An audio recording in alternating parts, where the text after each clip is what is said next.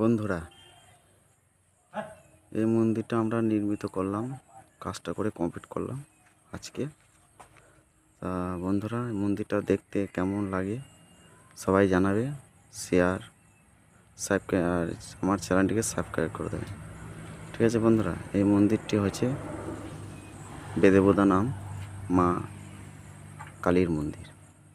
এই মন্দিরটি হচ্ছে কোপাই থেকে 2-3 কিলোমিটার রাস্তা বেদেবদা। আর এদিকে তোমার আসা হবে বোলপুর, নেমে কোপাই স্টেশন এসে থেকে আর টোটো ধরে আসা যাবে।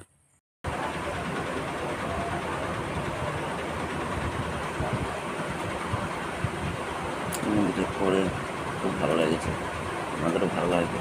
আমার চ্যানেলটি ইউটিউব চ্যানেলটি সাবস্ক্রাইব করুন। ঠিক আছে বন্ধুরা, ধন্যবাদ।